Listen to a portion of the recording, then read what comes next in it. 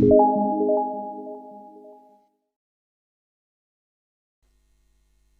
Bapak Yahweh, kita akan buka firman Tuhan dari kitab Mazmur ya.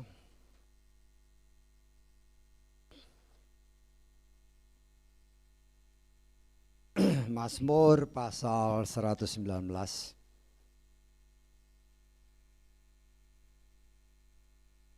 Satu ayat aja, kita baca ayat ke-34. Mazmur pasal 119 ayat 34 ya. Kita baca ayat ini bersama-sama, dan supaya terjemahannya sama kita baca sebagaimana tertulis di caption depan ya. Mazmur 119 ayat 34. Kita baca bersama. 3, 4. Buatlah aku mengerti, dan aku akan memelihara Torah-Mu dan mematuhinya dengan segenap hatiku. Amin. Silakan duduk. Puji Bapak Yahweh, saudara yang dikasihi oleh Bapak Yahweh, kita mengucap syukur. Saudara yang ada di dalam gedung ini, dan anak-anak Tuhan yang boleh mengikuti ibadah live streaming ya. Adalah satu kerinduan daripada setiap umat Tuhan ya, untuk kita bisa mengerti firman Tuhan dengan benar. Kalau kita tidak mengerti dengan benar, otomatis kita tidak bisa memeliharanya dengan benar ya. Dan supaya kita mengerti dengan benar, kita harus punya sesuatu yang berasal dari Tuhan sendiri ya. Kita harus ingat bahwa setiap kebenaran firman itu rahasia ya. Semua firman yang tertulis dalam kitab suci itu semuanya rahasia. Kita bisa baca, kita bisa hafal. Tetapi belum tentu kita bisa mengerti. Karena itu rahasia. Semua rahasia hanya akan diberikan, khususnya firman, hanya akan dibuka Bapa Yahweh kepada mereka yang bisa dipercaya. Ya, kalau kita punya rahasia kan, namanya rahasia. Tidak semua orang harus ataupun boleh tahu. Kita berusaha menjaga rahasia, dan kalau rahasia itu kita anggap boleh diketahui oleh orang lain, maka orang lain itu harus orang yang bisa dipercaya. Kalau keluarga katakanlah supaya agak mudah ditangkap. Kalau seorang suami atau seorang istri punya rahasia, pasti dia hanya memberitahukan kepada istrinya atau kepada suaminya, atau juga kepada anak-anaknya. Artinya itu menjadi suatu rahasia keluarga. Suatu rahasia keluarga tidak akan diberikan atau diberitahukan kepada semua orang, hanya orang-orang tertentu. Demikian juga firman Bapa Yahweh. Karena firman itu adalah pribadi Bapa Yahweh sendiri di dalam Adonai Yeshua Mashiach. Ya, sesuai kitab Yohanes kan. Pada mulanya ada firman. Firman itu bersama-sama dengan Yahweh. Dan firman itu sendiri adalah Elohim itu sendiri. Dan firman itu menjadi daging yang kita kenal sebagai Yeshua. Ya. Nah, saudara yang dikasih oleh Bapa Yahweh, seperti yang saya katakan tadi, itu bukan omong kosong ya. Tapi itu adalah kebenaran. Setan itu tidak maha tahu. Tetapi melalui pemberitaan-pemberitaan pelayan Tuhan yang diurapi, dia bisa tahu akan rahasia firman Tuhan. Ya, karena itu setan paling sering datang ke gereja. Ya dengar ya. Kalau anak Tuhan yang hatinya, tubuhnya bisa di dalam ruangan. Kita jujur ya. Tubuh saudara, tubuh kita bisa ada dalam ruangan ini. Tetapi pikiranmu belum tentu ada di sini. Betul nggak? Tuhan nggak mau seperti itu.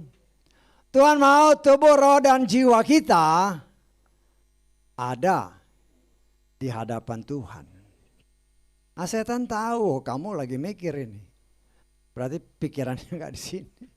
Itulah yang digoda. Ya. Kenapa? Kenapa dia bisa goda? Karena ada celah. Bisa ditangkap. Seharusnya kan tubuh, roh, jiwa kita terpusat hanya kepada Bapa Yahweh. Tetapi kalau tubuh kita di sini, tubuh kita sedang beribadah kepada Bapa Yahweh, tetapi pikiran kita melayang-layang ke sana kemari, setan tahu. Artinya ada celah, ada tertulis, jangan beri celah kepada setan. Begitu ada celah, ya dia masuk. Dia goda, dia bikin sepoi-sepoi angin. Mulai mata kelihatannya mikir, tapi mata tertutup ya lama-lama. Badannya mulai ikut goyang ke sana kemari, ya udah tidur dia. Ya, itu kenyataan. Ya. Nah saudara yang dikasih oleh Bapa Yahweh, kepada siapa rahasia itu dibuka? Ini harus jadi pertanyaan. Ya. Firman Tuhan kita lihat ya dalam Markus pasal keempat. Ayat ke-10 dan 11. Markus pasal 4 ayat 10 dan 11. Dan ketika dia berada seorang diri, mereka yang ada di sekitarnya bersama ke-12 murid itu menanyai dia tentang perumpamaan itu. Dan dia berkata kepada mereka, kepadamu telah dikaruniakan untuk mengetahui rahasia kerajaan Elohim. Tetapi kepada mereka yang di luar semuanya ada dalam perumpamaan. Perhatikan ayat 10 baik-baik ya. Ketika dia sendirian, para pengikut dan ke-12 rasul, jadi ada dua pihak. Bahkan ada tiga pihak. Pada para pengikutnya dan para rasul, ya 12 rasul, itu dibuka kata ayat 11. Bisa ditangkap ya? Tetapi kepada yang lain, di luar pengikut dan 12 rasul, hanya diberikan perumpamaan. Bisa ditangkap. Karena itu kita sebagai umat Tuhan, kita harus mengerti. Apakah kita pengikut? Ya kalau rasul ya bukanlah. Tetapi kita pengikut Yeshua HaMashiach. Orang-orang yang sudah memperoleh kasih karunia Tuhan. Atau dapat dikatakan sebagai orang-orang yang telah dikuduskan dan orang-orang yang setia kepada Bapa Yahweh dalam Adonai Yeshua Mashiach. Ya, kita lihat Efesus 1. Kita baca ayat 1. Ayat 1. Ya. Efesus pasal 1 ayat 1. Haleluya. Paulus seorang rasul atau rabi Yeshua HaMashiach melalui kehendak Elohim. Nah, perhatikan ayat selanjutnya. Kepada orang-orang kudus yang berada di Efesus dan kepada yang setia di dalam apa? HaMashiach Yeshua. Perhatikan ya ayat-ayatnya ya. Kemudian kita lengkap ke ayat 17. Kita lengkap ke ayat 17.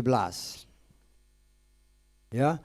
supaya Elohim Tuhan kita, Yeshua HaMashiach, Bapa kemuliaan, dapat memberikan kepada kita, kepada kamu, roh hikmat dan penyingkapan atau pewahyuan dalam pengenalan akan Dia. Ya, dalam terjemahan saya, hikmat dan pewahyuan. Ya. Jadi ada orang-orang tertentu yang boleh menerima pembukaan rahasia firman Tuhan. Kepada siapa? Kepada orang-orang yang kudus, kepada orang-orang yang setia. Ya. Nah, kalau tadi dikatakan sebagai perumpamaan adalah orang-orang yang rahasia keluarga. Kita ini keluarga kerajaan Bapa Yahweh ya. Warga kerajaan sorga. Kita sebagai warga kerajaan sorga memperoleh privilege, memperoleh keuntungan, ya, karena kita mau menerima Dia, percaya kepada Dia, Yahweh yang turun sebagai manusia, Yeshua HaMashiach. Kepada mereka yang percaya kepada Dia, kepada namanya. Namanya siapa ya? Nama Yeshua. Karena di dalam nama Yeshua, kata kitab Yohanes 17, ada nama Bapa Yahweh. Ya, dalam terjemahan saya dikatakan, namamu yang engkau berikan kepadaku. Di dalam nama Yeshua ada nama Yahweh dan bukan nama yang lain. Orang yang percaya dalam namanya ini, kalau percaya berarti dia mengakui bahwa Yahweh di dalam Yeshua HaMashiach adalah Tuhan dan Juru Selamatnya. Sehingga di dalam kitab Roma pasal 10 ayat ke-9 dan ke-10 kita baca ya. Roma 10 ayat 9 dan 10.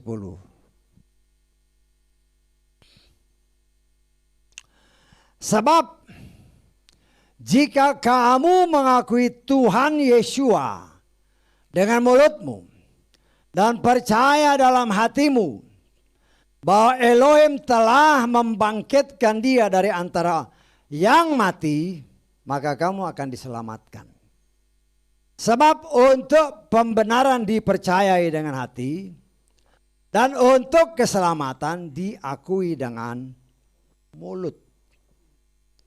Banyak orang, ya banyak juga pelayan-pelayan Tuhan tidak menerapkan ini. Kalau baptis orang ya main baptis saja. Lalu dia belum mengakui Yeshua sebagai Tuhan dan Juru Selamat. Mau dibaptis saja ya nggak benar itu. Segala sesuatu harus sesuai dengan urutannya.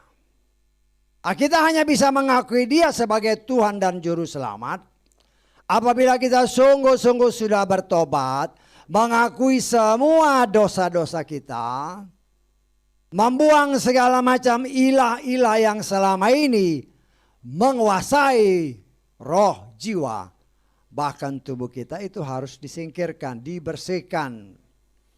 Kita hanya bisa masuk, mengundang Dia masuk, kata Wahyu pasal ke-3 ayat 20, kalau hati kita sudah bersih dari ilah-ilah lain.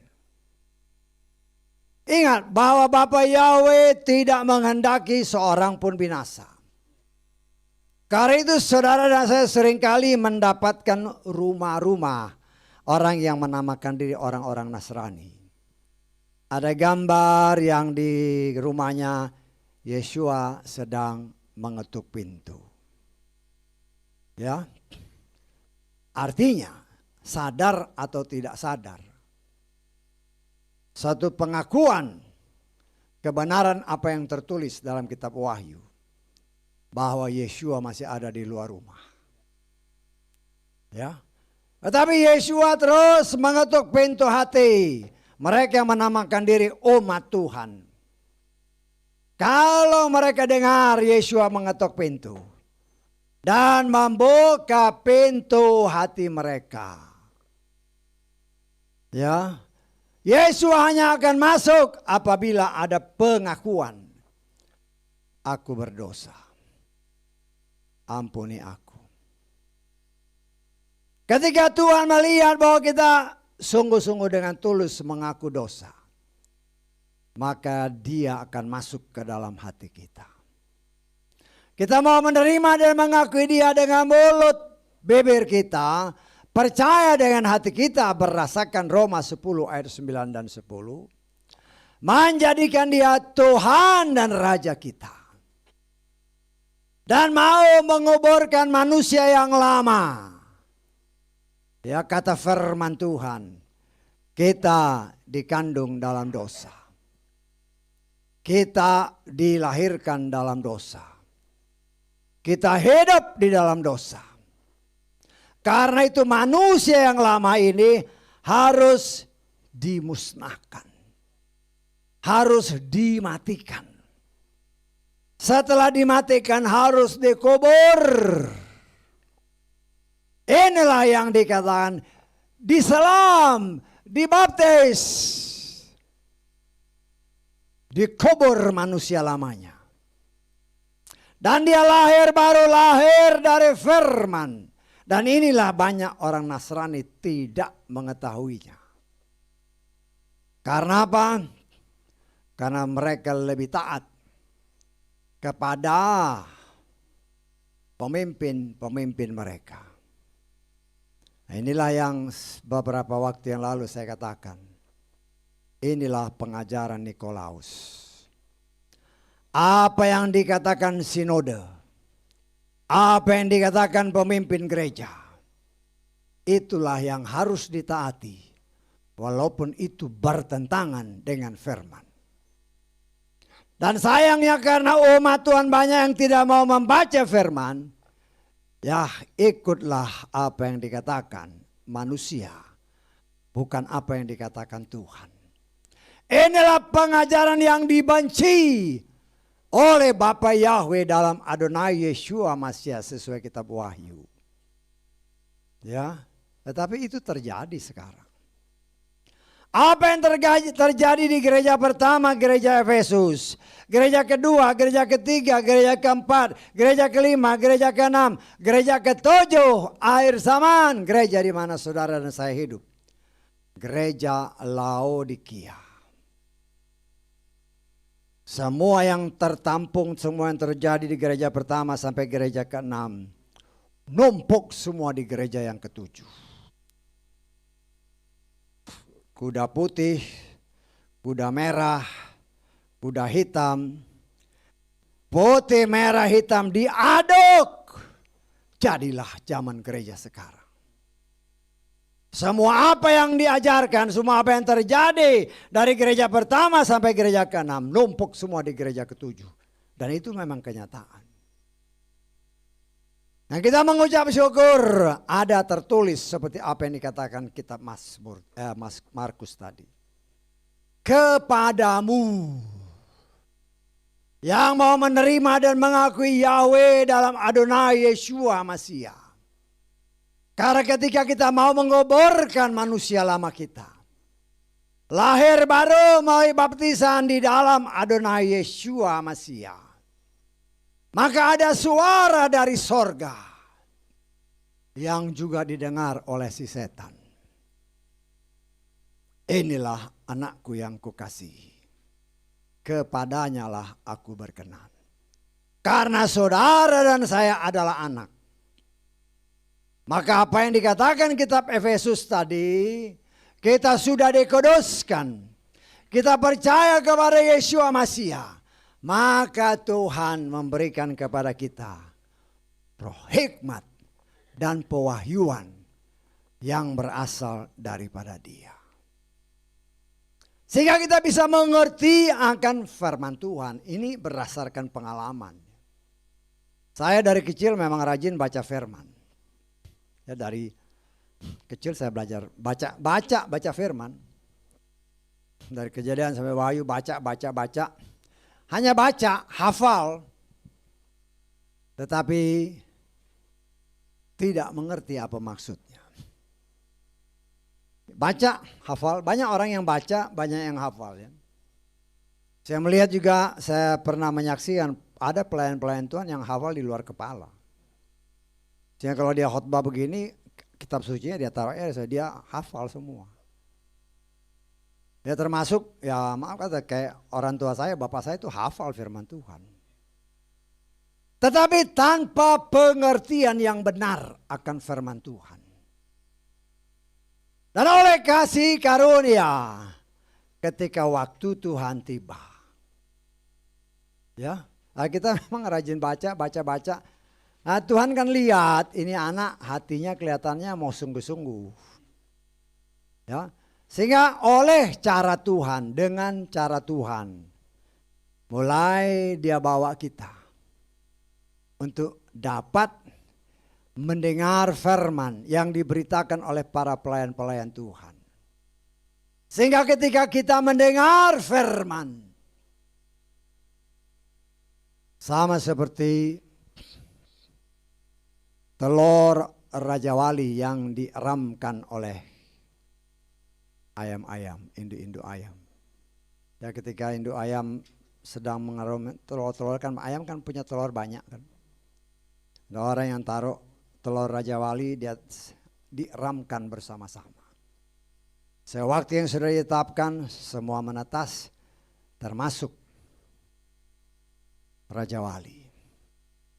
Tetapi semakin hari semakin bertumbuh, mulai kelihatan perbedaan. Ayam juga waktu masih kecil, dia mengepakkan sayap tapi nggak bisa naik. Ada demikian juga si anak Raja Wali yang dikerami oleh induk ayam.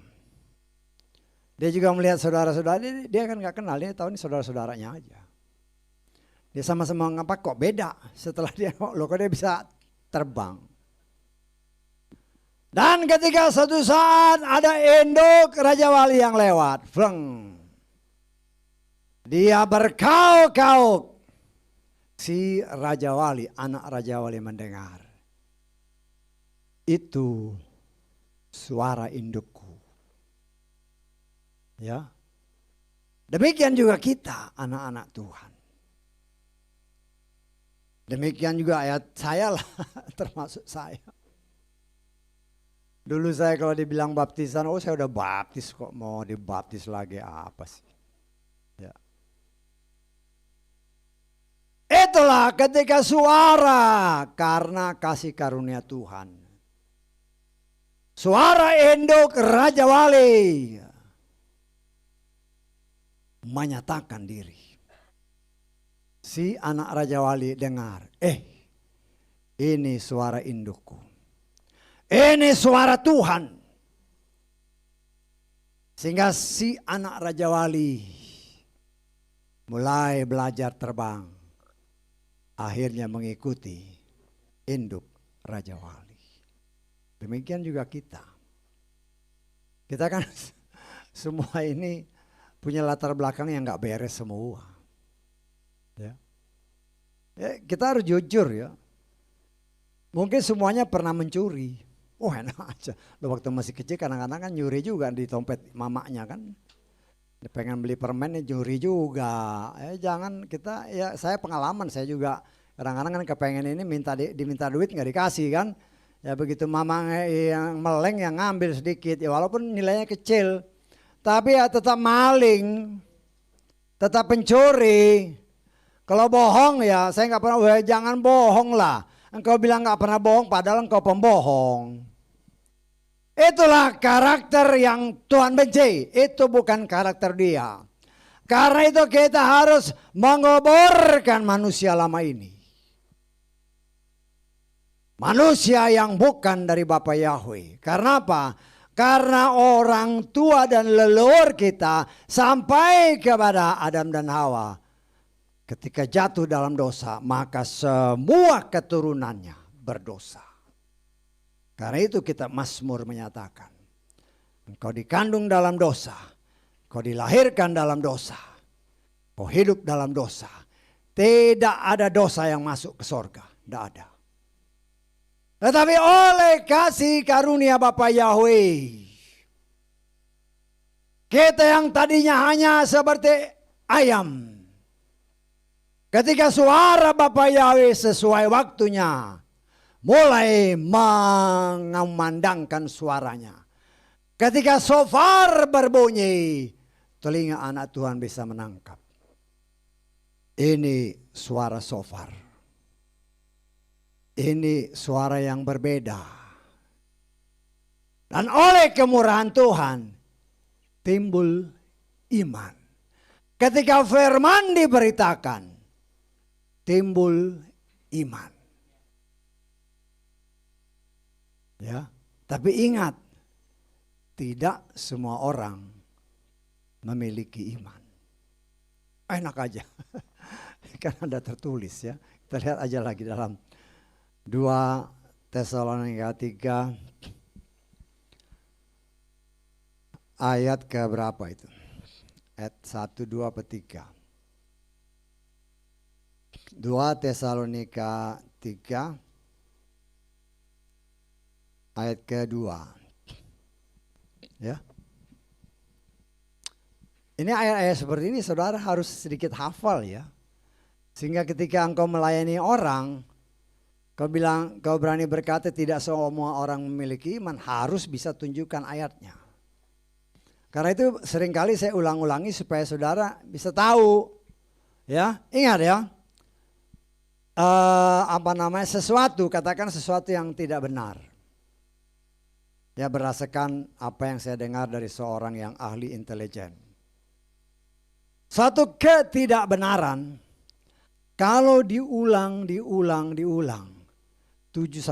kali bahkan 10 kali, maka ketidakbenaran itu dianggap sebagai kebenaran. Tetapi di sini kita bisa membuktikan dengan firman. Supaya kami dapat terlepas dari para pengacau dan orang-orang jahat. Perhatikan ayat selanjutnya. Karena iman bukan ada pada semua orang. Walaupun firman diberitakan kepada seluruh dunia, tetapi tidak semua orang percaya. Karena tidak semua orang atau tidak semua adalah anak Raja Wali. Ada anak-anak ayam. Karena itu sering saya katakan ya anak-anak ayam ya lihat aja dari mulutnya. Kalau nyongkel terus nggaruk terus masa lalu itu tipe anak ayam. Tipe iman anak ayam. Tetapi anak Raja Wali atau Raja Wali selalu menghendaki makanan yang segar.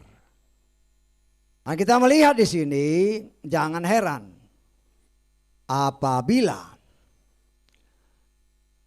untuk kita bisa seperti apa yang tertulis, buatlah aku mengerti akan firman-Mu. Kalau kita mengerti firman dengan benar, maka kita oleh kasih karunia Tuhan bisa memelihara Torah atau firman itu dengan benar. Ya, berkali-kali saya katakan Torah itu terdiri dari perintah, ketetapan, dan aturan. Ada perintahnya, jangan mencuri, jangan membunuh, itu perintah semua. Diatur, kalau ibadah tuh kayak gini, itu diatur. Ada yang ditetapkan, kamu tuh laki, bukan perempuan, ya sudah ditetapkan. Ya, walaupun dengan zaman modern sekarang kan ada laki-laki yang jadi perempuan, perempuan jadi laki. Ya, padahal di sorga sana kan tercatat si A ini laki, bukan perempuan, tapi kok ini jadi perempuan. Ya, ya saya bukan katakan orang ini pasti masuk neraka, itu neraka dan sorga itu urusan Tuhan. Tetapi ada yang sudah ditetapkan, jadi jangan kita merubah ketetapan Tuhan. Ada yang sudah diatur, jangan kita sok ngatur sendiri. Ada yang diperintahkan, yaitu kita belajar untuk bisa mempraktekkannya dalam hidup kita. Ada yang roh hikmat dan pewahyuan yang Tuhan berikan kepada anak-anak Bapa Yahweh. Tidak semua orang ya. hanya kepada anak-anaknya. Siapa anak-anak kita sudah belajar? Yang mau mengakui namanya. Nah, namanya ini yang berkali-kali senantiasa kita diingatkan. Ya. Banyak orang yang orang Nasrani kan banyak. Ya. Hanya saya kadang-kadang sedih aja. Ya. Kenapa orang begitu mengeraskan hati? Ya. Kalau dengar orang ya pelayan-pelayan Tuhan lah, jangan jemaat lah. Pelayan-pelayan Tuhan yang menjadi alat seharusnya mengajarkan kebenaran. Kalau mau ngomong-ngomong kita harus beritakan kebenaran. Tapi nama Tuhan yang benar nggak berani diberitakan. Itu kan kenyataan. Ya. Oh, nama ini pasti benar. Loh, dengarlah orang-orang Yahudi sana manggilnya siapa? Nah itu kan contoh yang saya pernah kasih tahu kan. Ini yang menjadi penyebab dahulu orang-orang Yahudi karena tidak mau bertanya kepada Maria. Akhirnya tidak mau mengakui Yeshua sebagai Tuhan dan Juru Selamat. Berapa ribu bahkan mungkin jutaan orang Kristen yang atau Nasrani yang sudah kemana? Ke Israel sana. Ya. Oh, saya pernah dengar kan. Oh, nyata perbedaan antara Israel dengan negara-negara lain. Kalau di Israel semua bersih. Begitu kau melangkah kaki ke negara lain, waduh kotor. Hanya itu yang dilihat.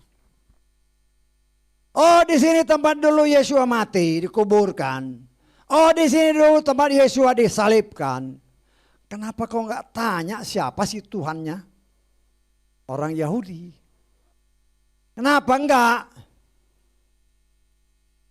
Itulah kenyataan. Karena yang mau dilihat hanya untuk kesenangan daging. Bukan untuk keselamatan jiwa. Bahkan ada pelayan-pelayan Tuhan di sana, oh hebat. Oh, memberitakan firman dari sana.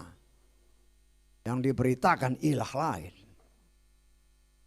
Nah, itu kan penyesat namanya. Itu kan pelayan palsu, nabi palsu. Tapi yang dengar, oh ini hebat. Oh, justru mujizat terjadi. Kasihan sekali.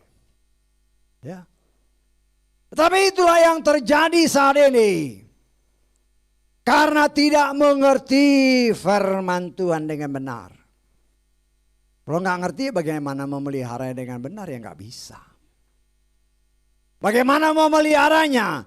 Bagaimana mau mematuhinya kata firman Tuhan tadi dengan segenap hati. Oh nggak ngerti dengan benar kok.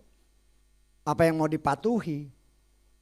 Yang dipatuhi adalah ajaran-ajaran manusia. Sama seperti dulu. Orang-orang Farisi dan Saduki. Yeshua akan menemplak mereka. Engkau lebih menghormati tradisi daripada menghormati firman Tuhan. Dan zaman sekarang engkau lebih menghormati apa yang diatur oleh pemimpin-pemimpinmu. Lebih daripada taat kepada firman. Siapa yang salah? Ya. Umatku dibinasakan. Umatku didestroy, umatku dihancurkan karena kurang pengetahuan. Ya. Yeshua itu adalah hikmat dan pengetahuan bagi orang-orang yang percaya kepada Dia. Ya, kalau nggak percaya nggak bisa. Ya, saudara dan saya percaya kepada Dia. Maka dikatakan oleh firman Tuhan. Tetapi kita baca ya 1 Korintus 1 ayat 24.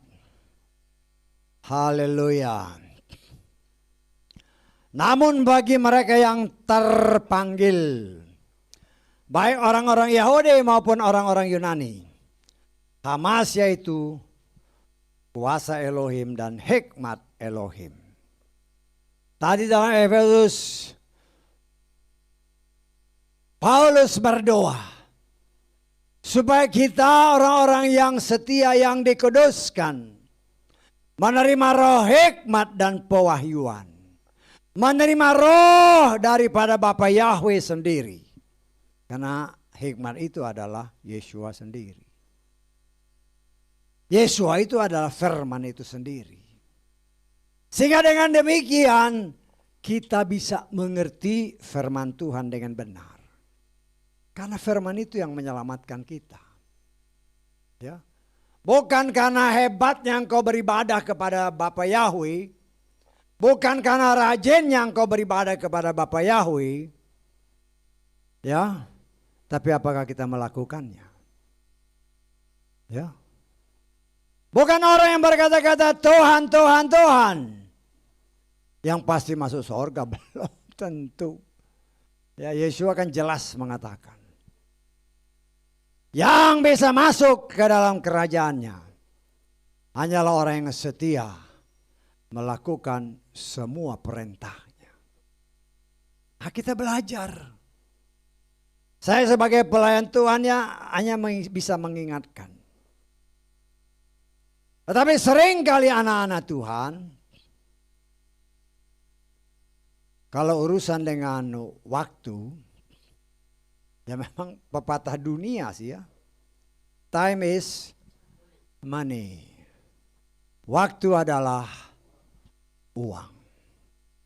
Uang adalah sumber kejahatan. Ya. Kalau untuk ibadah 1 hari, aduh, waktu saya terbuang. Kan saya bisa pakai nanti. Ya, seperti pengajaran yang kemarin kan, saya dengar tadi pagi kan, saya dengar lagi. Ya, Daud untuk dia mendirikan bait Bapa Yahweh, bait Elohim, dia tidak segan-segan mengeluarkan semua harta bendanya. Emas yang sekian puluh ton dia berikan untuk membangun bait Bapa Yahweh. Ya, kita emas 1 gram sekarang kemarin berapa? 1 juta ya, katakan 1 juta. Kalau beli persembahan cerek, lihat dulu nih. Ya. Cari yang paling kecil dan yang paling jelek. Itu harus kita akui ya. Saya percaya di sini udah berubah karena udah lama-lama saya ngomong sih. Nah, tapi kebanyakan orang cari yang paling kecil dan yang paling jelek. Kan gak kelihatan apalagi ditaruh di belakang sana. Ya. Tetapi mata Tuhan melihat hatimu. Sehingga seorang janda yang menurut ukuran manusia, dia memberi uang yang paling kecil. Tetapi dalam pandangan Bapa Yahweh, orang ini memberikan lebih banyak daripada orang-orang lain. Karena dia memberikan semua yang ada padanya. Ya. Apalagi kalau masukin 1 gram emas 1 juta kan. Waduh, rugi nanti.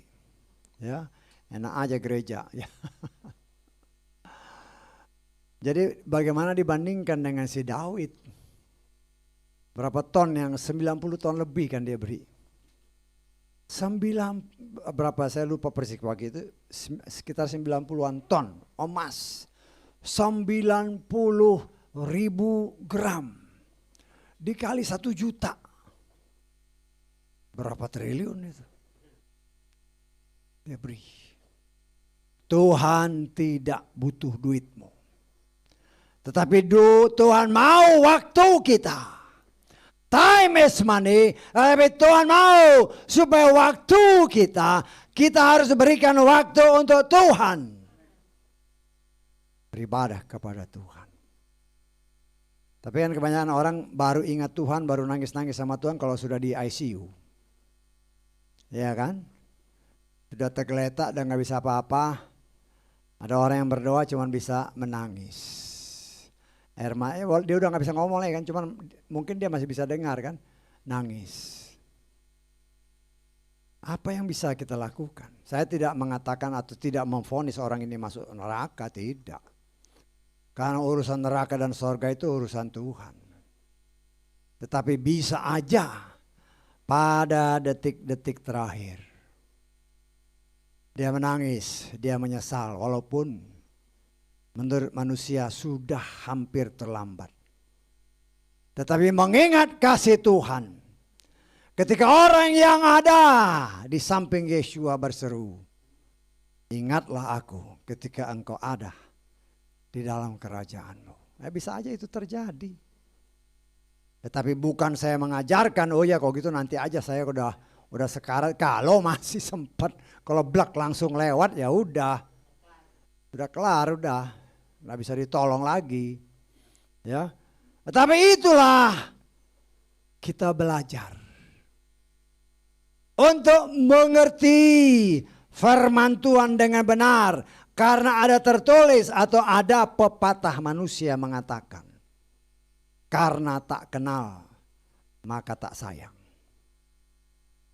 Kalau kita mengenal Bapa Yahweh seperti Dia mengenal kita. Kapan kita atau kapan Dia mengenal kita? Ya. Nah, itu kan harus jadi pertanyaan, kapan Dia mengenal kita? Sehingga kalau namanya kenal, biasanya ada prioritas. Ya, dalam kehidupan nyata sehari-hari kan begitu kan. Kalau orang udah ngantri-ngantri, ya, udah orang yang di belakang dikenal sama panitia, sini masuk nggak apa-apa. Karena dia kenal, dia lo berani ngelompatin, dia punya kuasa untuk mengatur, dia panggil dulu orang yang dia kenal, oh, sini Pak. Ya. Begitu juga dengan Bapa Yahweh. Dikatakan dalam 1 Korintus pasal ke-8 ayat ke-3. Kita lihat ya. 1 Korintus 8 ayat 3. Akan tetapi jika seseorang mengasihi Elohim, orang itu telah apa? Dikenal olehnya. Ya. Apabila seseorang mengasihi Yahweh, maka orang itu telah dikenalnya. Nah sekarang siapa yang dikasihi Yahweh? Nah, itu kan jadi pertanyaan. Itu kan seringkali saya ajarkan kepada saudara, mengingatkan kepada kita semua bahwa segala sesuatu ada kaitannya. Ya, dalam Yohanes pasal 14 ayat 15, ya. Ayat 15 dikatakan, ini karena berhubungan dengan kasih, ya. Jika kamu mengasihi aku, peliharalah perintah-perintahku. Kalau kita mau dikenal oleh Bapa Yahweh, sebagaimana tertulis, peliharalah perintah-perintahnya. Perintah yang mana? Firman. Firman yang mana? Ya semua firman. Seperti yang Yeshua katakan kepada orang yang kaya. Lakukanlah ini. Oh, saya sudah lakukan semua. Kemudian disikat sama Tuhan. Dikatakan, jual hartamu. Ikut aku. Mulai mikir. Manusia terikat dengan harta dunia. Padahal nanti seperti Ayub berkata, aku datang telanjang. Aku pergi pun tidak bawa apa-apa. Tapi terpujilah nama Bapa Yahweh. Kita belajar dari semua kata-kata itu. Jika kamu tetap tinggal di dalam firman-Ku, maka kamu benar-benar jadi murid-Ku. Kamu akan tahu kebenaran, dan kebenaran itu akan memerdekakan kamu. Kata Yohanes pasal 8 ayat 31 dan 32. Kalau kita mengasihi Bapa Yahweh, kita memelihara perintahnya, maka kita dikatakan sebagai murid-muridnya, sebagai anak-anaknya. Ketika kita diangkat sebagai anak, kita mengenal dia dengan benar, dikatakan oleh firman Tuhan. Ya, kita adalah anak-anaknya. Dan kita akan mengetahui kebenaran. Dan kebenaran itu yang akan memerdekakan kita. Dari segala macam himpitan-himpitan. Yang senantiasa dunia mencoba. Untuk menekan menghimpit umat Tuhan. Sehingga dengan himpitan-himpitan yang mereka lakukan. Mereka berusaha untuk memisahkan umat Tuhan. Dari Bapa Yahweh sendiri, Tuhan yang hidup. Ya, nah kita lihat kan kenyataannya. Setan memperalat manusia. Pimpinan-pimpinan gereja-gereja. Ya, melihat pelayan-pelayan Tuhan yang dipakai dengan begitu banyak jemaat. Tetapi tidak pernah atau tidak berani menyatakan Yeshua itulah nama yang benar. Tidak berani. Kalau engkau tidak berani, Yeshua berkata, apabila engkau tidak mau mengakui aku atau menyangkali aku, maka aku pun akan menyangkali engkau. Di depan Bapakku kan terjadi sekarang. Dikasih tahu nama yang benar malah menyangkali. Ya. Ini kan dipakai oleh seluruh dunia. Ya. Kasihan orang-orang seperti ini. Tetapi itu harus terjadi. Beberapa kali saya memikirkan berulang-ulang. Banyak memang yang dipanggil. Ya. Banyak yang dipanggil. Tetapi ketika mulai pemprosesan terjadi. Ternyata dari yang dipanggil hanya sedikit yang terpilih. Dari yang terpilih pun masih ada yang tidak setia. Karena matanya masih melirik. Oh, buah ini sangat menarik hati, kata Hawa. Maka dia coba mengambil dan jatuhlah dia dalam dosa. Itu kan semua. Apa yang terjadi dahulu juga terjadi sekarang. Ya. Nah, kita mengucap syukur. Ya. Saya terus berdoa. Memohon kasih karunia Tuhan. Agar kita, ya, baik jemaat yang ada di gedung ini, mereka yang setia untuk beribadah bersama-sama kita, mungkin karena jarak, mungkin karena kesibukan, sehingga oleh kasih kemurahan Tuhan mereka bisa mengikuti ibadah melalui streaming. Mungkin secara jasmani saya tidak kenal, tapi saya doakan supaya mereka mengenal Tuhan dengan benar, mengasihi Tuhan dengan benar. Ya, karena kalau kita mentaati, kita dikenal sama Tuhan. Kan itu firman-Nya dalam 1 Korintus tadi. Ya, supaya kita diprioritaskan oleh Tuhan, ini anakku. Jangan kau ganggu dia. Ya. Bapa Yahweh pasti berkata kepada setan, ini anak-anakku. Jangan kau ganggu dia. Mereka adalah milikku. Aku sudah memagari dia. Ya. Tapi saudara harus ingat ya. Saya pernah mengajarkan. Adam dan Hawa itu ditaruh di Taman Eden. Bukan ditaruh dunia ya. Harus perhatikan ya. Kan dia Bapa Yahweh menciptakan dunia. Tetapi untuk manusia dia taruh di Taman Eden yang sudah disiapkan. Jadi itulah ruangan mainnya. Tetapi ya karena hal-hal yang tersembunyi yang berkenan Tuhan singkapkan kepada kita di tempat ini. Sehingga banyak orang yang tidak melihat bahwa telah terjadi pemberontakan secara tersembunyi pada Adam dan Hawa. Ya, kan kita sudah belajar kan? Kalau saya ulang-ulang nanti saudara bosan. Ya. Tapi saudara harus ingat, terjadi pemberontakan tersembunyi.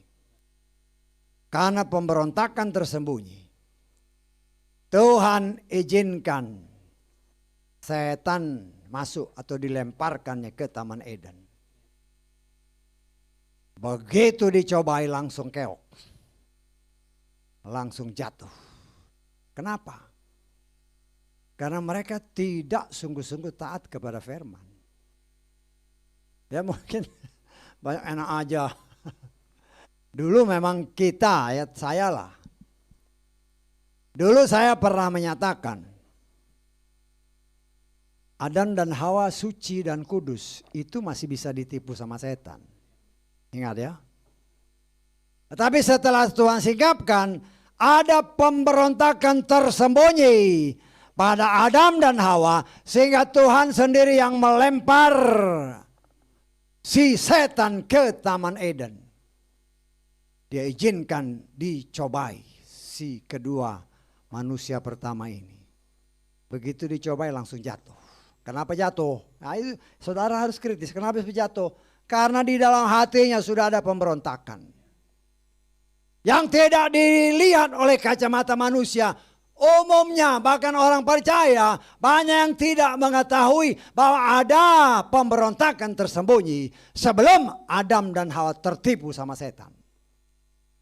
Karena itu Tuhan izinkan setan masuk. Ingat ya, setan tidak akan bisa masuk ke Taman Eden kalau Tuhan tidak izinkan. Karena Tuhan menempatkan secara khusus, dia buat taman, dia taruh Adam dan Hawa di sana. Setan tidak punya hak untuk mengganggu, tidak bisa masuk.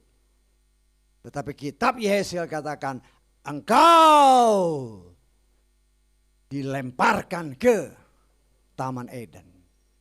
Hei yang menamakan diri setan ataupun Lucifer, pembawa terang. Nah, kita lihat di sini. Jadi semua karena mulai ada pemberontakan dalam hati yang tidak dilihat oleh orang ya. Tapi karena ada tertulis dalam kitab Ibrani, semua telanjang. Saudara dan saya tidak bisa sembunyi, walaupun ada pemberontakan dalam hati yang kecil, yang tidak bisa dilihat oleh manusia, tetapi Tuhan lihat. Karena itu orang-orang seperti ini, pada akhirnya akan terlihat dia pemberontak. Nah, saya mengucap syukur. Itulah cara Tuhan untuk melihat apakah mereka yang terpilih ini benar-benar setia. Nah, kita melihat terjadi. Kadang-kadang kita merasa sedih. Ya. Tapi kita lihat akhirnya ya. Kita tidak bisa mengetahui pikiran Tuhan secara 100%. Tetapi Tuhan tahu karena apa? Dia sudah menetapkan sebelum dunia diciptakan. Siapa yang dia pilih? Dia sudah ciptakan, dia sudah tahu semua. Siapa yang akan masuk bersama dengan dia di langit yang baru, bumi yang baru, dia sudah tahu. Sehingga walaupun dalam sekian banyak orang yang sudah dipanggil dan dipilih, dia tahu ini orang ada pemberontakan. Suatu saat akan muncul, blak, langsung plak keluar. Tetapi kita bukan berarti kita sudah 100% kudus ya. Tidak. Tapi kita sedang diproses untuk mencapai kekudusan yang sempurna sesuai kehendak Tuhan. Emas murni yang didapat dari bongkahan-bongkahan. Sudah lihat di mana di Papua sana kan, di Freeport kan. Dulu kan tahun 60-an itu masih gunung. Sekarang udah jadi danau. Bukan satu gunung, beberapa gunung. Udah jadi danau. Artinya dalamnya nggak ditutup air ya, tapi berapa ton itu tanah. Tapi hanya dapat berapa kilo emas. Nah, kita melihat di sini itulah cara Tuhan.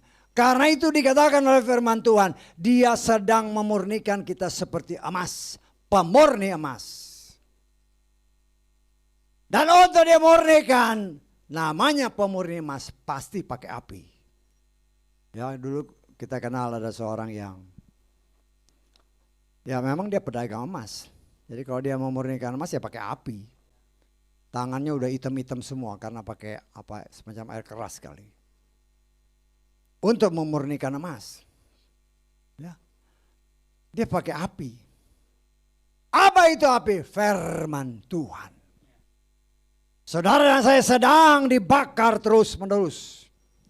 Sehingga semua kotoran-kotoran masih ada. Dibuang habis dari dalam hidup kita. Ya, seperti yang pernah saya katakan. Orang dunia katakan, nabi-nabi berkata, Elia is already perfect. Elia sudah sempurna. Siap untuk diangkat. Dalam pandangan manusia. Dalam pandangan para nabi-nabi yang ada pada zaman itu. Termasuk Elisa. Tuanku sudah sempurna. Sehingga siap untuk diangkat. Tetapi dalam pandangan Tuhan. Ketika dia diangkat. Ternyata masih ada yang tertinggal. Yaitu jubahnya. Jubah atau pakaian melambangkan karakter-karakter. Yang masih dalam pandangan Tuhan ini harus dipinggirkan. Ditanggalkan. Karena tidak boleh masuk ke dalam kerajaan yang kudus. Dan ketika nanti saudara dan saya diangkat oleh Tuhan. Pakaian kita akan ditanggalkannya semua. Karakter-karakter kita harus ditinggalkan semua di muka bumi ini. Kita diangkat dengan pakaian kemuliaan. Yang waktu itu sebenarnya dikenakan Tuhan kepada Adam dan Hawa.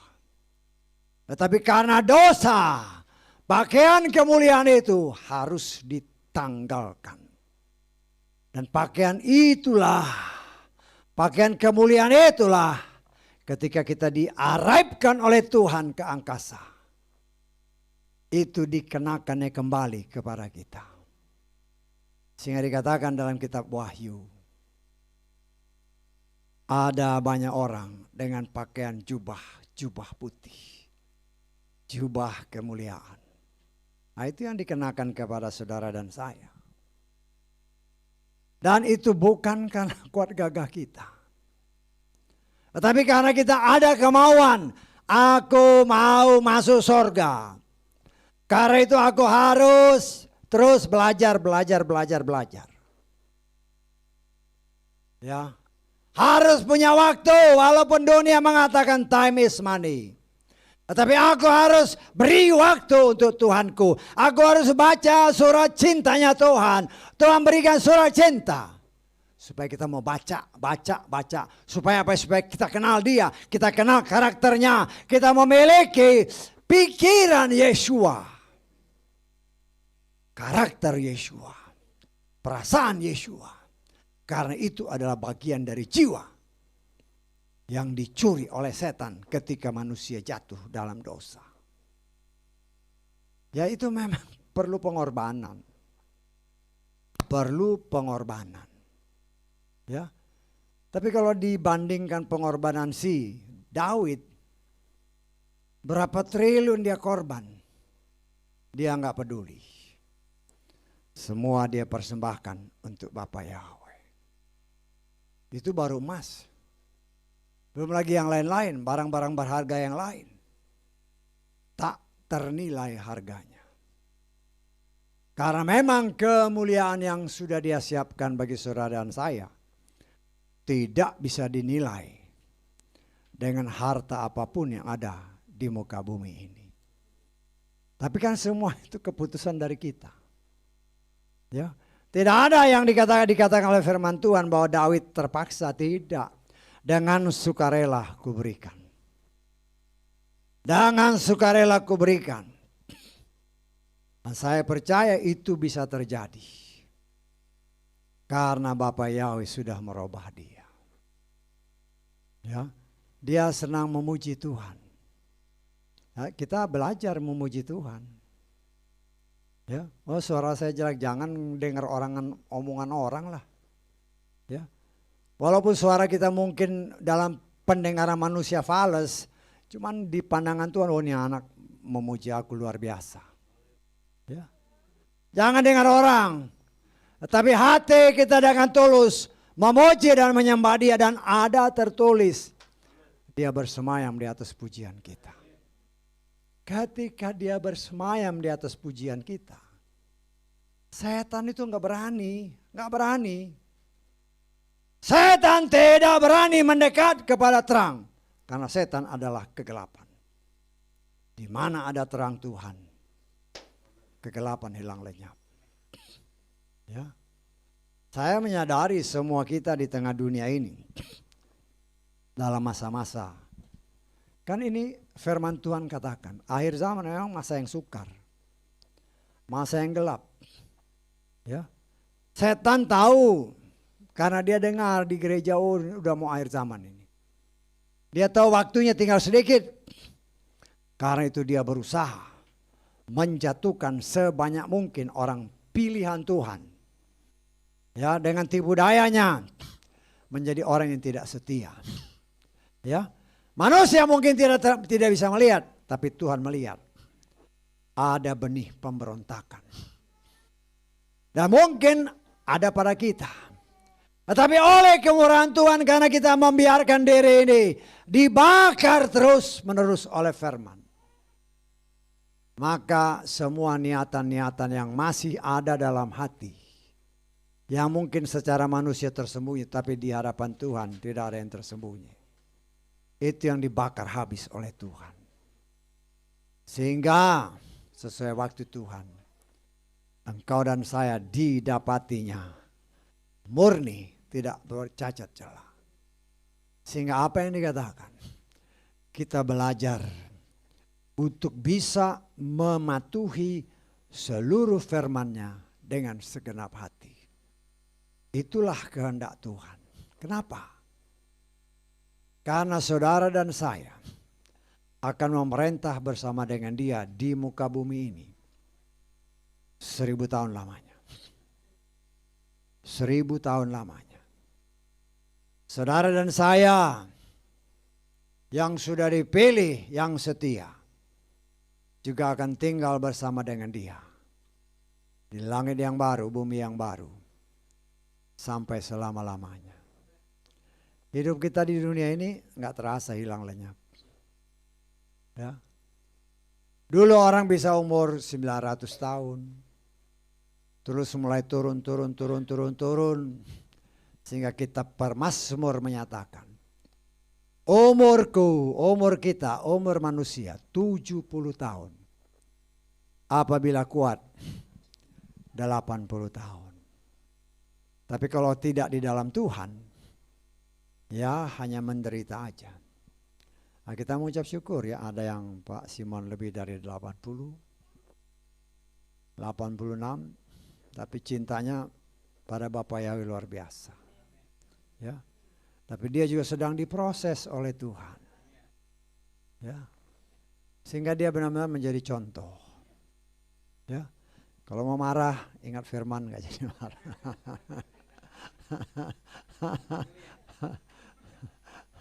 Ya karena kesaksian sendiri kan, ya sebagai pelayan Tuhan ya bukan menegur, hanya menasehati. Ya kadang-kadang orang sudah umur ya biasa lah. Kenapa? Karena tekanan darahnya naik loh. Kalau saudara ke dokter ya umur 60 ke atas,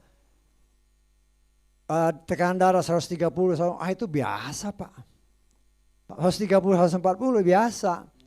Cuma kalau di bawah 60, wah ini darah tinggi. Ya.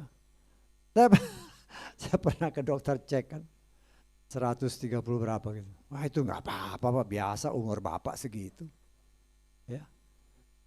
Tapi disitulah kita harus melihat ya.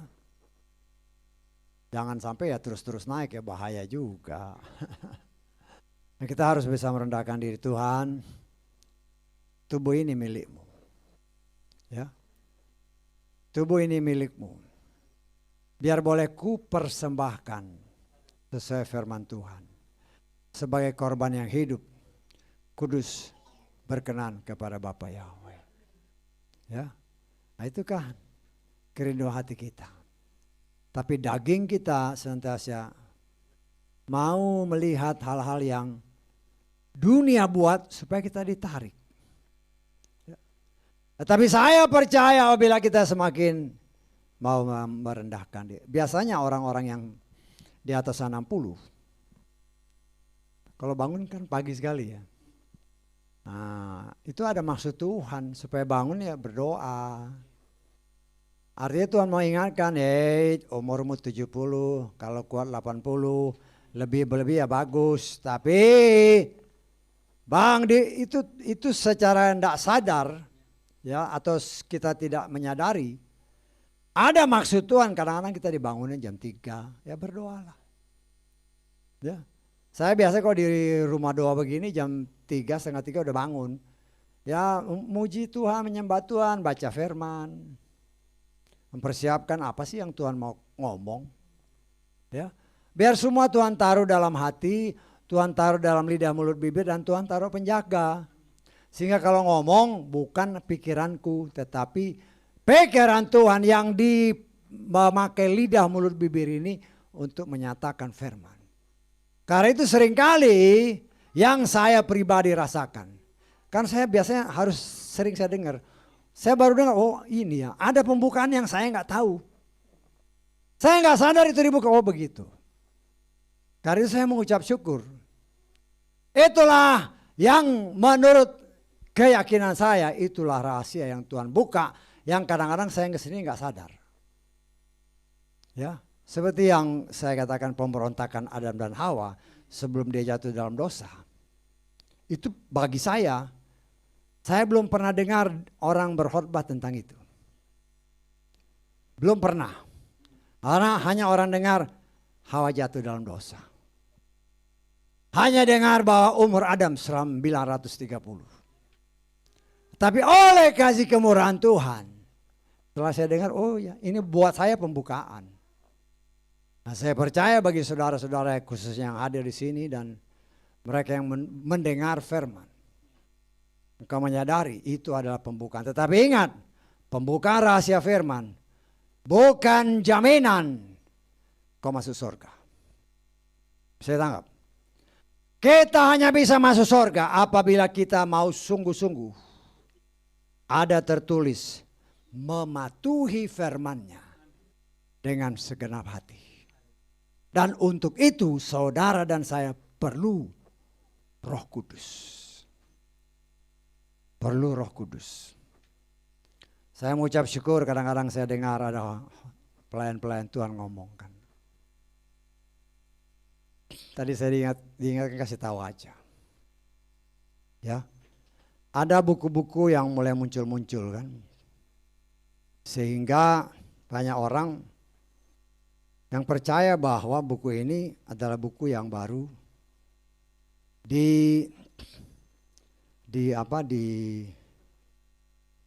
dibuka.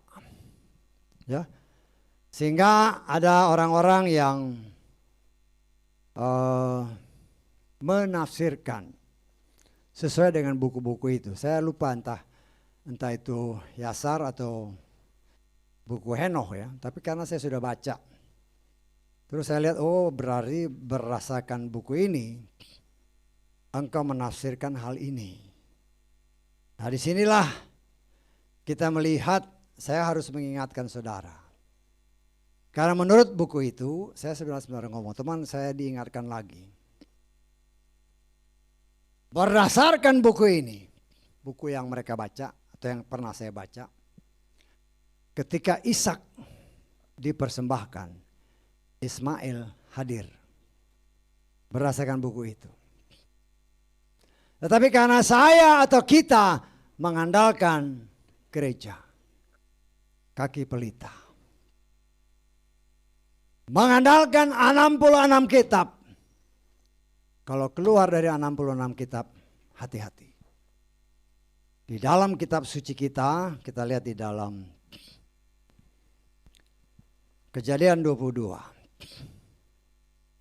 Kita baca mulai ayat 1 sampai 3. Ya, supaya saudara mengerti ini sebagai satu ungkapan yang Tuhan buka ya. Setelah peristiwa-peristiwa itu terjadilah bahwa Elohim menguji Abraham dan berfirman kepadanya, Abraham, dan dia menjawab, inilah aku. Dan dia berfirman, bawalah sekarang anak laki-lakimu yang tunggal, yang engkau kasihi, yakni Ishak. Pergilah engkau ke tanah Moria dan persembahkanlah dia di sana sebagai persembahan bakaran di atas salah satu gunung yang akan ku katakan kepadamu. Perhatikan ayat-ayatnya ya, karena ada yang saya mau jelaskan. Kemudian ayat 3. Bangunlah Abraham pada pagi-pagi hari, lalu ia memelanai keledainya dan membawa dua dari orang-orang mudanya dan juga Ishak anak laki-lakinya, dan dia membalah kayu untuk persembahan bakaran itu. Kemudian dia bangun dan berangkat menuju tempat yang telah Elohim katakan kepadanya. Perhatikan. Karena Tuhan singkapkan lagi untuk membantah apa yang dikatakan oleh buku-buku itu. Tuhan berfirman pada suatu hari kan, malam hari. Betul? Pagi-pagi dia langsung bangun. Artinya, rahasia itu hanya diketahui Abraham dan kemungkinan besar Sarah istrinya. Tidak orang lain. Bisa ditangkap. Ya, karena itu ada yang menafsirkan karena mendengar kabar ini Sarah shock. Sehingga akhirnya waktunya dia meninggal karena pengaruh ini. Tapi yang saya mau kasih tahu, Abraham dapat malam, tidak diberitahukan jam berapa. Tetapi saya percaya kalau dia tahu malam, habis itu dia ngomong sama si Sarah, ya mungkin ribut kan, betul nggak? Istri kan, ibu kan sayang benar sama anak ini, anak satu-satunya. Ribut, ya mungkin gak bisa tidur. Makanya dia bangun pagi-pagi sekali. Kalau ada yang menyatakan bahwa pada waktu dia mengorbankan Ishak, Ismail ada, hati-hati. Ismail sudah diusir dan berdasarkan firman Tuhan, dia tinggal di Padan Aram. Jarak antara Padang Aram dan Beersheba, di mana Abraham ada hidup tinggal, jaraknya sekitar 150 kilo sampai 200 kilo. Waktu itu belum ada jalan bebas hambatan. Waktu itu masih padang gurun, masih hutan lebat. Logikanya, kita pakai logika ya. Tidak mungkin dia kirim orang malam-malam ke sana. Bisa ditangkap. Kalau tahu dia kirim, berapa jam kalau 100, katakan 200 kilo. Berdasarkan saya cek di peta kan. Itu jaraknya sekarang ditempuh, itu jaraknya sekitar 150 sampai 200 kilo. Dalam kondisi sekarang dibutuhkan 2 sampai 3 jam. Sekarang jalan bebas enak. Dulu belum ada jalan. Berapa jam dia ke sana? Belum lagi baliknya kalau dia suruh utusan ya. Kalau dia suruh utusan ke sana, belum tentu seharian nyampe. Sedangkan pagi-pagi Abraham sudah pergi. Jadi dengan apa yang bagi saya Tuhan buka untuk membantah apa yang dikatakan kitab-kitab itu. Ya, tetapi sayangnya banyak orang yang percaya. Jelas dikatakan ayat-ayat ini saja menyatakan 2 orang bujangnya, servant kata terjemahan lain. Bukan si Ismail. Dan saya percaya Abraham tidak mungkin memberitahukan rahasia ini kepada orang lain kecuali istrinya. Tidak mungkin juga kepada Ismail. Kalau dia beritahu Ismail, berapa waktu yang dibutuhkan dari tempat tinggal Abraham di Beersheba sampai ke Padang Aram. Waktu sekarang sekitar 2-3 jam, apalagi waktu dulu. Kalau begitu gampangnya banyak orang yang percaya bahwa Ismail ada di sana. Kita harus hati-hati, karena saya harus ajarkan ini karena banyak orang yang, ada seorang pelayan Tuhan yang pernah datang kemari, dia ngomong seperti itu juga. Saya bilang itu salah.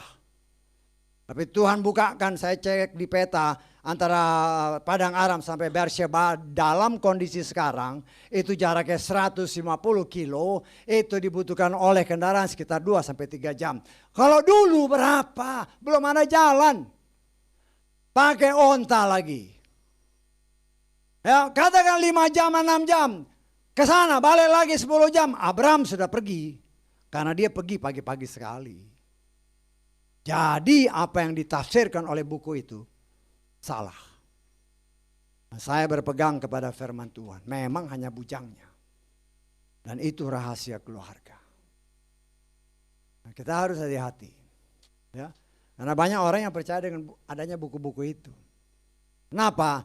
Karena mereka tidak mengerti bahwa gereja itu terdiri dari 66 bagian bunga badam.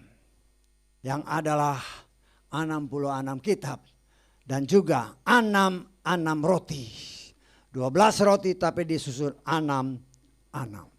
Dan itu menubuatkan kitab suci kita. 66 kitab. Yang dijadikan satu. Kenapa kita bisa mengerti? Karena ada tertulis pada akhir zaman.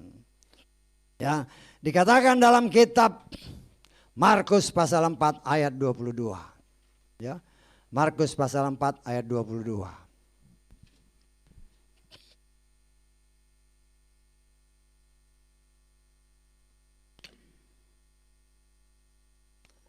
Sebab tidak ada satupun yang tersembunyi yang tidak dapat dinyatakan. Bahkan tidak ada satupun yang menjadi rahasia kecuali agar ia dapat tampil nyata. Pada akhir zaman Tuhan buka semua. Ya. Yang Tuhan buka buat saya apa yang saya katakan tadi. Bagi saya itu memang suatu pembukaan untuk membantah kitab-kitab yang dikatakan ini kitab yang baru terbit. Ya. Jadi kalau ada orang-orang yang bicara seperti itu, hati-hati. Ya. Ada juga orang yang berbicara. Ya. Ketika Yeshua datang ke rumah si kusta, mereka bilang, oh ini bukan si kusta. Ya, itu memang dalam bahasa Ibrani kusta dengan orang pembuat seperti bejana segala macam. Artinya hampir sama. Dalam bahasa Ibrani si kusta dengan pembuat barang-barang itu sama. Jadi menurut mereka orang kusta itu tidak boleh dekat-dekat. Lupa dia. Ya. Itu sudah diterjemah karena banyak orang-orang kan yang baru belajar mungkin bahasa Ibrani sudah mau menafsirkan seenaknya. Sehingga mengatakan seperti itu. Kita harus pikir baik-baik lah dengan hikmat. Yang terjemahan kitab suci itu kan jauh lebih hebat daripada orang yang baru-baru belajar bahasa Ibrani. Ya, saya percaya berdasarkan firman Tuhan, kalau saudara cek pada zaman itu paling sedikit ada 7 nama Simon. Ada 7 orang nama Simon. Simon Petrus, Simon Kirene, Simon pembuat tenda, Simon. Ada banyak pasar katakanlah di Jakarta. Ada pasar Senen, pasar Selasa, pasar Rebo, pasar Kamis, pasar Jumat, pasar Sabtu, pasar Minggu, semua ada. Ya, semua ada. Artinya memang satu memang bukanya hari Senin, bukanya hari Selasa. Sekarang dibilang pasar Senen, memang namanya pasar Senen. Tetapi dia tidak bukanya Senin, Selasa, Rabu, Kamis, Jumat, Sabtu, Minggu dia buka. Begitupun nama Simon untuk bisa membedakan. bahwa Yeshua memang datang ke Simon yang dahulu sakit kusta. Bisa ditangkap. Karena itu dikatakan Simon the leper. Simon si kusta. Untuk orang bisa tahu bahwa ini bukan rumahnya Simon Petrus. Ini bukan namanya Simon si pembuat tenda-tenda. Tapi Simon yang saya imani dahulu memang penyakit kusta. Tetapi dia oleh kasih karunia Bapa Yahudi disembuhkan oleh Yeshua. Karena itu dia mengadakan, kalau saya tafsirkan seperti sekarang, pengucapan syukur. Bahwa dia disembuhkan dari penyakit kusta. Nah, kita harus agak kritis ya. Karena banyak orang dulu, oh ini bukan si kusta. Ini si pembuat ya alat-alat itu. Oh kok enak aja. Harus dipikir dulu. Dahulu dia kusta. Tapi sekarang dia bukan kusta. Nah, kita memang harus agak kritis. Supaya jangan mudah tersesat. Ya. Kritis bukan berarti kita menolak. Ya banyak orang juga yang membuka-buka firman ya kita mengucap syukur. Tapi jangan sampai dibuka terus main terima aja, main caplok aja, nggak bisa. Kita harus berpikir dengan benar. Nah, saya percaya akhir zaman sesuai kita Markus tadi. Semua yang tersembunyi dia buka. Kepada siapa dia buka? Hanya kepada orang yang dia kenal. Siapa yang dia kenal? Hanya orang yang mengasihi dia. Siapa yang mengasihi dia? Semua yang mau belajar melakukan firman-Nya. Haleluya. Amin.